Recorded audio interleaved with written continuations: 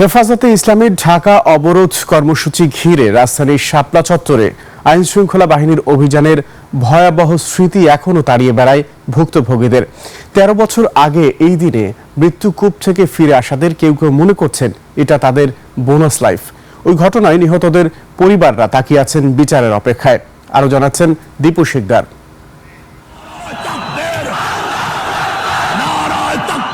২০১৩ সালের ৫ মে হেফাজতে ইসলামের কর্মসূচি ঘিরে দুপুরের আগেই রণক্ষেত্রে পরিণত হয় মতিঝিল আর আশপাশের এলাকা।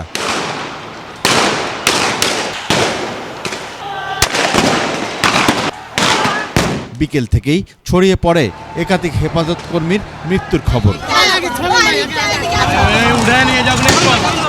লাখো জনতাকে ছত্রভঙ্গ করতে মধ্যরাত থেকে শাপলা চত্বর এলাকা ঘিরে সাঁড়াশি অভিযান শুরু করে যৌথ বাহিনী।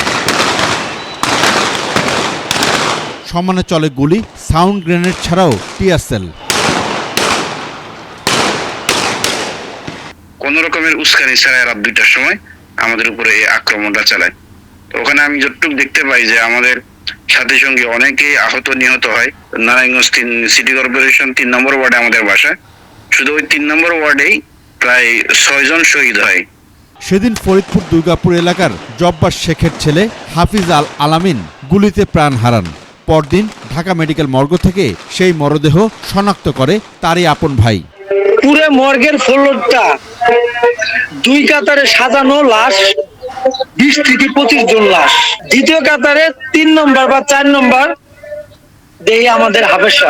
হেফাজত দমাতে যৌথ অভিযানে শুধু ঢাকায় ওই রাতে ৩২ জন নিহত হয়েছে বলে জানায় আন্তর্জাতিক অপরাধ ট্রাইব্যুনালের প্রসিকিউশন। কিন্তু এই মামলার বাদীর দাবি নিহতের প্রকৃত সংখ্যা আরও বেশি। ইলেকট্রিসিটি বন্ধ করে দিয়েছে, মোবাইল নেটওয়ার্ক তারা বন্ধ করে দিয়েছেন, সমস্ত যোগাযোগ বিচ্ছিন্ন। সারাদিন গরমে অতিষ্ঠ হয়ে পিপাসায় যখন কাতর, সেখানে পানির গাড়ি বন্ধ করে দিয়েছেন, খাবারের গাড়ি বন্ধ করে দিয়েছেন। এই ভুভুক্ষ অবস্থায় লীগের গুন্ডা বাহিনী দিয়ে একদিকে ঘেরাও করে রাখা হয়েছে এবং আক্রমণ করা হয়েছে পথে পথে। দ্বিতীয় নম্বর, যৌথ বাহিনী দিয়ে ১,৫৪,০০০ গুলি বন্দুকের নল থেকে এদেশের তৌহিদি জনতার বুকে বিদ্ধ করা হয়েছে। তিনি অভিযোগ করেন এই গণহত্যা ছিল পরিকল্পিত। মর্মান্তিক যে হত্যাকাণ্ড চালিয়েছে সেটার নিন্দা জানানোর ভাষা আমাদের নেই। দীপু শিকদার, ২১ টেলিভিশন, ঢাকা।